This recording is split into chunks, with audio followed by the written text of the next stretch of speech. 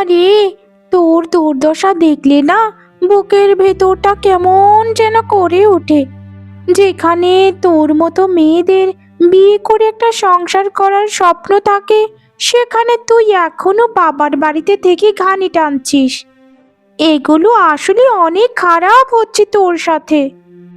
এই যে দেখ না, আমি আমার বাবার ঘরে থেকেও কত সুন্দর রাজকন্যার মতো আছি, আর তুই? আমার কোনো কিছুরই দরকার নেই। বাবা সুস্থ আছেন, ভালো আছেন, এর থেকে ভালো খবর আর কোনো কিছুই হতে পারে না আমার জন্য। আর বিয়ে কেনই বা করতে হবে? যখন ভাগ্যে বিয়ে লেখা থাকবে তখন এমনিতেই হবে। আর আমার ওসবের দরকার নেই। নেই তো তোদের, বুঝেছিস? নেই তো, তাই তো দরকার নেই। যদি থাকতো তাহলে দেখতিস আমার সাথে ঠিকই পাল্লা নিতিস। এখন আমাদের সকল কিছু দেখে তোর যে হিংসিকা চলে যায় সেটা তোর কথাতেই বোঝা যাচ্ছে। এই যে দেখ, আমার গলার হারটা সকালেই বাবা আমাকে কিনে এনে দিল। কত সুন্দর না? আসলে এই হারের দাম না তোর বাড়িঘর বিক্রি করে দিলেও হবে না। অত দামি হারের আমার দরকার নেই রে বোন। বাবা আমার জন্য যে পুঁতির মালাগুলো এনে দেয় সেগুলোই আমার কাছে অনেক দামি। ভালোবেসে যদি একটা গোলাপ ফুলও কেউ দেয় সেগুলোই হচ্ছে অমূল্য রতনের মতো। তোর বাবা ধনী, তাই তো তোকে এত কিছু দিতে পারে, কিন্তু আমার বাবার তো অত সামর্থ্য নেই। যাই হয়ে যাক না কেন, তোর গলার যে ওই কাঠের মালাটা জ্বলছে ওটা একটু পরিবর্তন করিস রে, দেখতে বড্ড বাজে দেখা যায়। আর জানিস তো, তোর কথা ভাবলেই না আমার খুবই কষ্ট লাগে। তোর বাবা গরিব, অত সামর্থ্য নেই তোকে ভালো বাড়িতে বিয়ে দেবার। তোর কপালে তো ওসব দিনমজুরি জুটবে, কিন্তু আমি আমি বিয়ে করবো আরো ধনী পরিবারে। আসলে কি জানিস, তুই আমার জ্যাঠার মেয়ে বলে তোকে আমি কিছু বলছি না। তুই যদি অন্য কেউ হতিস তাহলে তোকে এখানেই অপমান করে দিতাম। তোর কাছে আমি কি এসব কথা কখনো জানতে চেয়েছি যে দুদিন পর পর এসে এসে আমাকে এসব ওসব দেখাস আর কথা শোনাস? এইসব কথা শুনতে শুনতে আমার একদম ভালো লাগে না। দেমাক এসেছে না? তোর দেমাক এসেছে, ঠিক আছে, আজকের মধ্যেই তোকে দেখাবো আমার সাথে দেমাক দেখানোর ফল। শুধু একটুক্ষণ অপেক্ষা কর, তোদের দেমাকটা বের করে দেব শুধুমাত্র একটা জিনিসকে না করে দিলেই। বসে বসে পচা লচা সবজি কাটছিস আর বড় বড় কথা বলছিস। আমি সব থেকে খুশি হব তুই যদি এখন আসিস। আমার এগুলো আবার রান্না করতে হবে। তুই আমার সাথে দেমাক দেখালি তাই না? দাঁড়া, তোর ওই মূলটাই আমি কেটে ফেলবো আজকে। যাই যাই, মাকে গিয়ে সবটা ঘটনা খুলে বলি। ওর একটা ব্যবস্থা আজকে কোনো না কোনো ভাবে করতেই হবে। আমার জ্যাঠা জেঠিমা, তারপর জ্যাঠাতো বোন, তারা একটু ধনী বলে আমাদেরকে সবসময় কথা শোনাতে থাকে। এসব করার তো কোনো মানেই হয় না। জানি ওদের জালটা নিয়ে আমার বাবা মাছ ধরে, তাই বলে ওদের টাকাও দেয় পর্যাপ্ত। কেন যে এসব করে বিধাতাই জানে।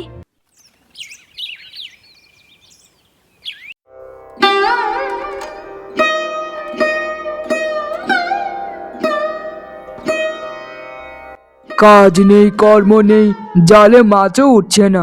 কি যে করব আমি, হায় বিধাতা! সংসারটা চালানোটা মুশকিল হয়ে যাচ্ছে। বাবা হয়ে ঘরে একটা যুবতী মেয়ে রেখে বিয়ে না দিয়ে ঘরে বসিয়ে রেখেছি। এর থেকে কষ্ট কি আর কোনো বাবার মনে হতে পারে? বিয়ে দিতে গেলে তো কম করে হলেও অনেকগুলো টাকা হাতে নিয়ে তারপর বিয়ে দিতে হবে। আমার কাছে তো কিচ্ছুটি বাকি নেই বিধাতা, কিচ্ছুটি বাকি নেই। দাদার জালটা ভাড়া করে এনে তারপর মাছ ধরতে হয়, এছাড়া তো আমার কোনো উপায়ই নেই। আজকেও মাছ ধরলো না। না, এখানে আর বসে থেকে কোনো লাভ নেই। যাই, দাদাকে জালটা দিয়ে বাড়িতে ফিরে যাই।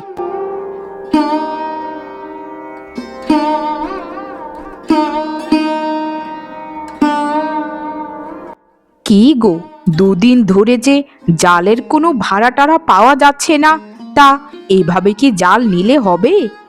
তোমার দাদা যদি জানতে পারে না যে জালের ভাড়া দাওনি, তাহলে তোমার বাড়িতে গিয়ে আগুন জ্বালিয়ে দিয়ে আসবে। তোমাকে জাল দেওয়া হয় ভাড়া দিয়ে, তারপর মাছ ধরবে। কি বলবো বৌদি, দুদিন ধরে কোনো জালে মাছই আটকাচ্ছে না। মাছ যদি না ধরা পড়ে তাহলে কিভাবে জালের ভাড়াটা দেবো বৌদি? দাদা তো আমার নিজের আপন, তবু আপন ছোট ভাইয়ের কষ্টটা দাদা বুঝলো না। কষ্ট বুঝে আর কি করবে? তোমাদেরকে কি বিনে পয়সায় খাওয়াবে? এই যে এই যে জালটা যে নাও, তারপর কত জায়গায় ছিঁড়ে যায়। সেই ছিঁড়া জায়গাগুলো সেলাই করতে যে টাকাটা লাগে, সেটা কিন্তু তোমার দাদাই দেয়। তাই একবারই কিছু বলো না। আমি যদি কিছু ভুল বলে থাকি তাহলে ক্ষমা করে দেবেন বৌদি। আর এই যে জালটা আমি এখানেই রেখে গেলাম। আচ্ছা ঠিক আছে ঠিক আছে, এখন জালটা রেখে এখান থেকে বিদায় হও তো বাপু। অত কথা বলে বলে আমার সময়টা শুধু শুধু নষ্ট করা।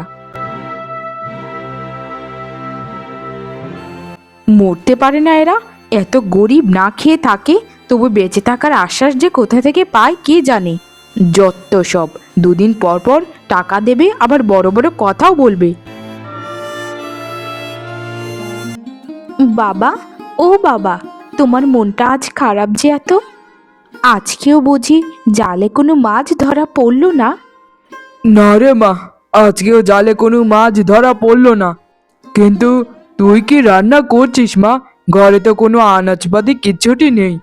কারো ক্ষেত থেকে আবার চুরি টুরি করিসনি তো মা? আরে না বাবা, তোমার মেয়ে অতটাও নিচে নামেনি যে মানুষের বাড়ি থেকে চুরি করে তারপর রান্না করবে। আর তুমি আমায় ওই শিক্ষাও দাওনি কখনো। ওই যে বাবা, নদীর পাড়ের বিন্দু মাসিমা, ওনারাই এগুলো আমাকে দিয়েছে। তাদের সবজি বাগানে অনেক লাভ হয়েছে তো, তাই গ্রামের অনেক গরিব মানুষদেরকেই তারা দান করছে। এগুলোই আমি চড়িয়েছি। তা মা ভালোই হলো। আর মারে, একটা মাছও যে কেন ধরা পড়ে না বুঝি না। এভাবে চলতে থাকলে হবে বাবা? আমরা বাবা মেয়ে তো না খেতে পেয়ে মরবো। মারে, আমি কি চেষ্টা করছি না বল? কত চেষ্টাই করছি যেন 2 টাকা রোজগার করতে পারি। কিন্তু দেখ আমার পোড়া কপাল, নিজের বড় দাদা কত ধনী মানুষ, কিন্তু তার কাছেও যে এক মুঠো চাল চাইবো সেটারও সাহস নেই।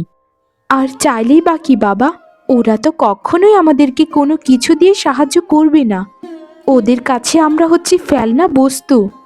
যদি না হতাম, তাহলে ওরা একটা ছেঁড়া জাল দেয় তোমাকে, ওটার বদলে আবার ভাড়াও নেয়। বাদ দে মা, যতই হোক উনি তো আমার বড় দাদা। দেখি ঈশ্বর আমার কপালে কি রেখেছেন। কি বলছো তুমি মা? তাহলে তো খুবই ভালো হলো, আমার স্বপ্নটা অবশেষে সত্যি হতে চললো। ছোটবেলা থেকেই চেয়েছিলাম যেন আমার খুবই খুবই খুবই ধনী পরিবারে যেন বিয়ে হয়। তোর ওই ধনী পরিবারে বিয়ে হলে না, সব থেকে ওই দুঃখীটারই বেশি দুঃখ হবে। আহা হা হা হা, কি নামটাই না রেখেছে! যেমন কপাল তেমনই নাম, দুঃখী। হা হা হা হা। ওটাকে দেখিস, ওটাকে এমন অবস্থা করব আমি, শুধু দুঃখে দুঃখে কান্না করবে। ও আমাকে বলে আমার গয়না সোনাদানা কাপড় চোপড় কোনো কিছুই নাকি ও পাত্তা দেয় না। ও নাকি তার বাবার ঘরে রাজকন্যা। শোনো মা, আমি এক কাজ করি, আমি এখনই গিয়ে ওই শয়তান দুঃখীটাকে আমার বিয়ের খবরটা দিয়ে আসি। তাহলে দেখবি মা, ওর শরীরে যে কতটুকু আগুন ধরে।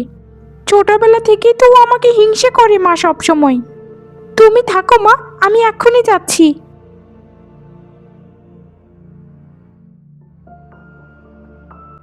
আরে আরে চন্দনা, তুই এই সময়? কিছু কি হয়েছে তোর বোন, নাকি বিশেষ কোনো খবর নিয়ে এসেছিস? আমাদের আর কি হবে? আমাদের টাকা পয়সা ধন দৌলতের কি অভাব আছে যে আমরা না খেতে পেয়ে বসে বসে রাস্তাঘাটে কান্না করব? শোন, একটা খবর দিতে এলাম রে, আগামী সপ্তাহে আমার তো বিয়ে। খুবই ধনী পরিবারের ছেলে, তুই কিন্তু আমার বিয়েতে নিশ্চয়ই আসবি। তোর বাবা আসলে আসুক, না আসলে নেই, কিন্তু তোকে আসতেই হবে। সত্যি সত্যি বলছিস? তোর এত তাড়াতাড়ি বিয়ে হয়ে যাবে সেটা আমি কখনো ভাবিনি। ছোটবেলা থেকেই তোর সাথে কত খেলাধুলা করেছি, এবার তুইও পরের বাড়ি চলে যাবি। তুই পরের বাড়ি গিয়ে সব সময় সুখী হোস বোন, তোর জন্য আমি সব সময় প্রার্থনা করি। হয়েছে হয়েছে, লোক দেখানো প্রার্থনা আর করতে হবে না। শোন, আমি যেটা বলেছি, তোর ভালো একটা জামা পরে কিন্তু আসবি, আর সেজে গুজে আসিস কিন্তু। জানিসই তো, বড় ঘর বড় বাড়ি, কত গয়নাগাটি। আচ্ছা ঠিক আছে বোন, আমি বাবার সাথে কথা বলবো এই ব্যাপারে। তা তোকে এখন কি দিয়ে আপ্যায়ন করি বলতো? ঘরে তো কিচ্ছুই নেই রে। আমি মাত্রই খোরমা পোলাও বিরিয়ানি এসব ওসব খেয়ে এসেছি। তোর বাড়িতে 2 টাকার মুড়ি খেলে আমার পেটটা আরো খারাপ হয়ে যাবে। আচ্ছা শোন, তোকে কিন্তু আসতেই হবে, না আসলে কিন্তু রাগ করবো আমি। আমি যাই এখন, কেমন? বাবা, জেঠার মেয়ে এসেছিল, তার নাকি বিয়ে আগামী সপ্তাহে।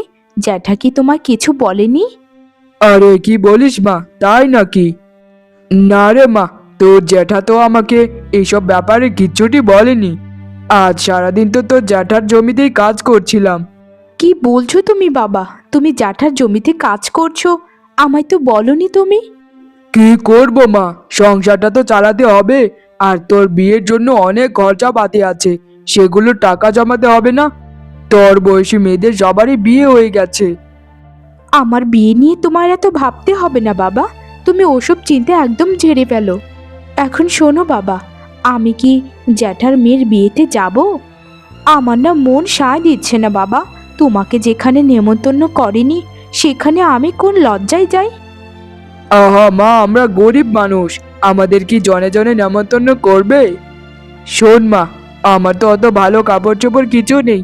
তোর একটা ভালো জামা আছে না, ওটা পরেই তোর জ্যাঠার মেয়ের বিয়েতে চলে যাস। আচ্ছা ঠিক আছে বাবা, তাহলে তোমার কথা মতোই সব হবে।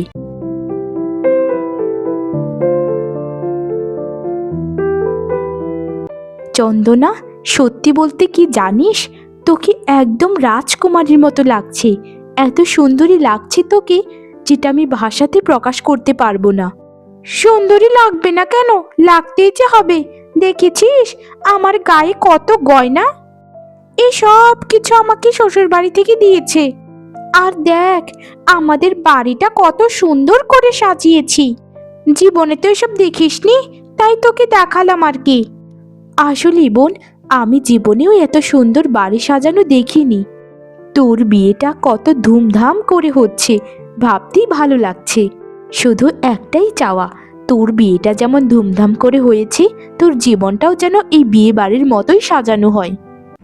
এমন ভাবে বলছিস, মনে হচ্ছে যে তুই অভিশাপ দিচ্ছিস। তা বিয়ে হচ্ছে, বিয়ে বাড়ির মতো জীবন সাজানো থাকবে না তো তোদের মতো গরিব নচ্ছার হয়ে থাকবে? তোর মাটা তো না খেতে পেয়ে মরে গেল, আর তুই এখন 2 টাকার একটা জামা পরে চলে এসেছিস। জেঠিমা, আমি ওরকমটা কখনো কল্পনাও করি না যে আমার বোন কখনো অসুখী হবে। আর এটা কি ভালো জামা কাপড় নয় জেঠিমা? এছাড়া তো আমার আর কোনো ভালো কাপড় জামাই নেই। আসলে মনে হচ্ছে আমার এখানে থাকাটাই বড্ড বড় অপরাধ হয়ে গেছে। আমি তাহলে এখন আসি জেঠিমা। তোর এত বড় সাহস হয়ে গেছে যে তুই আমার মুখে মুখে তর্ক করছিস? শোন রে হতচ্ছাড়ি, একটা কথা সবসময় মনে রাখিস, তোর বাবা কিন্তু আমাদের দয়াতেই সংসারটা চালাচ্ছে। যদি একবার আমরা টাকা পয়সা দেওয়া বন্ধ করে দিই, তোদের হাড়িতে পোকামাকড় জমবে। আর দেখো মা দেখো, আমার গয়নাগুলো দেখে তার জিভ দিয়ে লক লক করে জল পড়ছে। জীবনে তো এসব গায়ে দিতেই পারবি না, তা দেখে নে রে, দেখে নে হতচ্ছাড়ি, চোখগুলো ভরে দেখে নে। যত সব ফকির ভিখারি। আরে দাদা, তুমি আমার বাড়িতে হঠাৎ? কি হয়েছে দাদা? আমি কি কোনো ভুল করেছি? ওরে না, তুই কি ভুল করবি? হয়েছে, তোর মেয়ের জন্য একটা ভালো পাত্রের সন্ধান পেয়েছি রে। ছেলেটা ভালো পরিবারের, মা বাবা কেউ নেই। তা বিয়ে দিবি নাকি?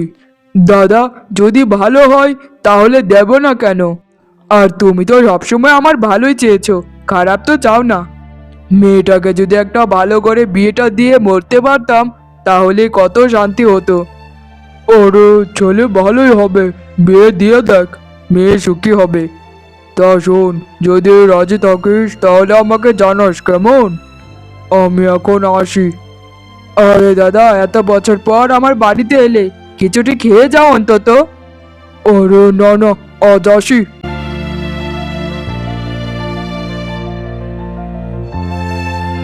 ভেবেছিলাম দাদা আমাদের দেখতে পারে না, কিন্তু দাদা যে আমাদের এত ভালোবাসে সেটা তো ভাবিনি।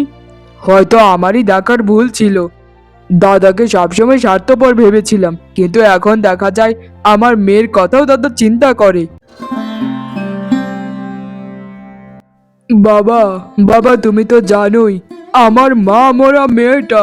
তুমি সবসময় আমার মেয়েটাকে খুশি রেখো বাবা, যেন যেন বাবার ঘরের অভাবটা ওখানে গিয়ে না করতে হয়।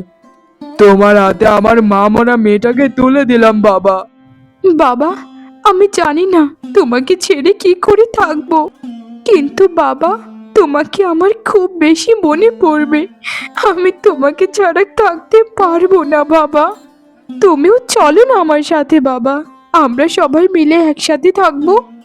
কি কান্নাকাটি যে শুরু করে দিয়েছে দুই বাবা মেয়ে মিলে, কি একটা অবস্থা। মনে হচ্ছে শ্বশুর বাড়ি যাচ্ছে না, জমের বাড়ি যাচ্ছে। নে, শেষ বিদায় করে নে।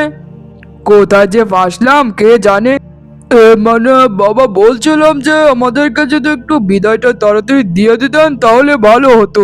রাস্তাটা তো কম দূরে না, তাড়াতাড়ি চলে গেলে আপনার মেয়ের জন্য ভালো হয়, কষ্টটা কম হবে আর কি। আচ্ছা ঠিক আছে বাবা, ঠিক আছে, তুমি আমার মেয়েকে নিয়ে এখনই বেরিয়ে পড়ো। সাবধানে যেও বাবা, সাবধানে যেও। আর তোমার ব্যাগে তোমার বলা মতোই আমি দিয়ে দিয়েছি, একটু বাড়িতে গিয়ে দেখে নিও।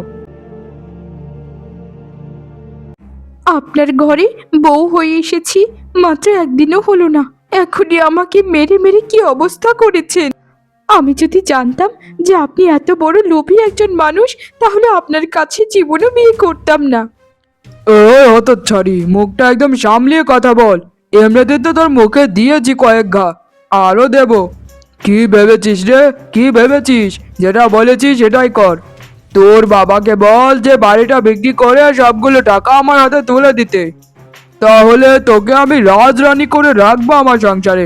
না হলে তোকে আমি তালাক দিতে একটুকু ভাববো না। যে লোক নতুন বইয়ের উপর এত অত্যাচার করে টাকা চাইতে পারে, সে আর কতটুকু ভালো। আমি জানি আমার বাবা যদি সকল কিছু বিক্রি করে আপনার হাতে টাকা তুলে দেয়, আপনি আরো চাইবেন। কারণ আপনার মতো পণ প্রথা লোকেদের কখনোই শিক্ষা হয় না। আমি বাবার বাড়ি চলে যাচ্ছি, আর কোনো দিন এদিকে ফিরবো না, আমি কোনো দিন না। ঈশ্বর আপনার বিচার করবেন, তার হাতেই আপনার বিচার দিয়ে গেলাম। তোকে আমি বিয়ে করেও সব থেকে বড় ভুল করেছি। কত জায়গা থেকে সম্বন্ধ এসেছিল, কত পণ আমায় দেবে বলেছিল, কিন্তু তোর জ্যাঠা জ্যাঠাই তো আমাকে জোর করলো তোকে বিয়ে করার জন্য। না হলে ওই ঝামেলায় আমি যেতাম না। বলেছিল সকল কিছু দেবে আমায়, কিন্তু কিছুই তো দিল না। মানে মানে আমার জ্যাঠা জেঠির কথায় আপনি আমাকে বিয়ে করেছেন? হাই বিধাতা, এই আমি কোথায় ফেসে গেলাম! জ্যাঠা জেঠির জন্য আমার জীবনটা শেষ হয়ে গেল, আমার জীবনটা শেষ হয়ে গেল। এসব কি বলছিস রে মা, এসব তুই কি বলছিস? হায় হায় রে, আমার সোনাপানা মেয়েটাকে মেরে মেরে কি করলো। আমি ওদেরকে ছাড়বো না, ছাড়বো না বলছি। আমার মেয়ের জীবনটা নিয়ে এরকম কেন করলো ওরা? কি ক্ষতি করেছিলাম আমি, কি ক্ষতি করেছিলাম? ওরকম একটা যৌতুক লোভী মানুষের কাছে আমার মেয়েটাকে বিয়ে করাতে হলো অবশেষে। হায় হায় বিধাতা, এখন আমার কি হবে? বাবা, আমার আমার এই অবস্থার জন্য তোমার বড় দাদা আর তোমার বড় বৌদি দায়ী। তারা পরিকল্পনা করে আমার এই অবস্থা করেছে। আমি এখন সমাজে মুখ দেখাবো কি করে? আমি এই বাড়ি ছেড়ে চলে যাচ্ছি বাবা, সারা জীবনের মতো চলে যাচ্ছি। দূরে কোথাও গিয়ে একটা ছোট্ট কুঠির বেঁধে সেখানেই সারা জীবন থেকে যাব। এখানে থাকলে তো তোমাকে সবাই মিলে খুবই অপমান করবে। না মা, তোকে আমি একা কোথাও যেতে দেব না। তুই আমার কাছেই থাকবি। কে কি বললো না বললো সেটা আমি দেখি না। আমরা যখন দিনের পর দিন না খেয়ে থাকতাম, তখন তো কেউ আমাদের খোঁজটাও নেয়নি। এখন যদি কেউ খোঁজ নিতে আসে, আমি একদম দেখবি মেরে ফেলবো তাদেরকে। আগে ওদের সাথে হিসাবটা তো হোক, তারপর। ওরা ধনী মানুষ, ওদের সাথে আমরা পারবো না বাবা।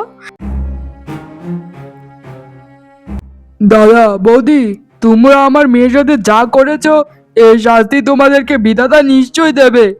তোমরা একদম ঠিক করোনি, ঠিক করিনি একদম। কেন আমার মা মরা মেয়েটার সাথে এরকম করলে? একটা কোত্থেকে লোভী ছেলেকে আমার মেয়েটার জন্য আনলে। তোমরা সব কিছু জানতে। গলাটা নামিয়ে কথা বললে ভালো হয়। তোমার মেয়েকে বিয়ে দিয়ে কি আমরা অপরাধ করেছি? তোমাদের মেয়ের বিয়ের সময় যে চালের টাকাগুলো ছিল ওগুলো কিন্তু আমাদের পক্ষ থেকে দিয়েছিলাম। যেখানে আমাদের পায়ে নত হয়ে থাকার কথা সেখানে তুমি আমাদেরকে দোষারোপ করছো। একটা কথা কি জানিস যে মানুষের কখনো সাহায্য করতে নেই, সাহায্য করলেই এর প্রতিদান খুব তাড়াতাড়ি পাওয়া যায়, যেটা তুই আমাকে দিচ্ছিস এখন। মিথ্যে বলবে না দাদা, একদম মিথ্যে বলবে না, ঈশ্বর সব কিছুই দেখছেন। আমি কিছুটি বলবো না, তোমারও একটা মেয়ে আছে, যারা আমার মেয়ের মতো তোমার মেয়ের অবস্থা না হয়।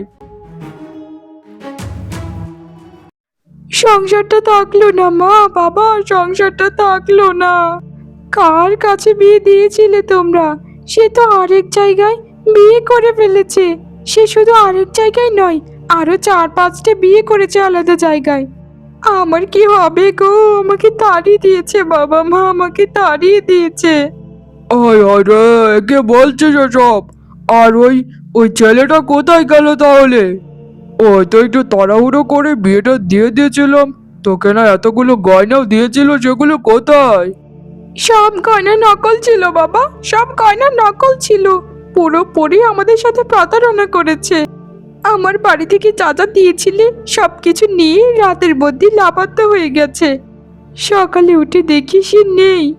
গ্রামের মানুষজন বলা বলি করছিল যে আমার সাথে নাকি অনেক কথা বলতে চেয়েছিল অনেক সময়, কিন্তু আমার স্বামীর ভয়ে কেউ কিছু বলতে পারেনি। এ কি সর্বনাশ হলো গো! আমাদের এত বড় ঠকানোটা ঠকালো। হায় রে হায়, এখন তোকে কে বিয়ে করবে? হায় বিধাতা, কোন পাপে শাস্তি আমাদেরকে দিচ্ছ বিধাতা, কোন পাপে শাস্তি দিচ্ছ? এত বড় প্রতারকের কাছে তোর বিয়ে হলো আর আমরা কিচ্ছুটি টের পেলাম না। ওই যে গিন্নি, রমেশের মেয়ের সাথে যেটা করলাম আমরা, সেটার বিধাতারই ফল দিল। ওই যে কথায় আছে না, কাউকে মেরে কেউ কখনো সুখী হতে পারে না। আমরাও আমরাও তাই হয়েছি। আমাদের জীবনটা বুঝে এখন দুঃখে দুঃখে যাবে।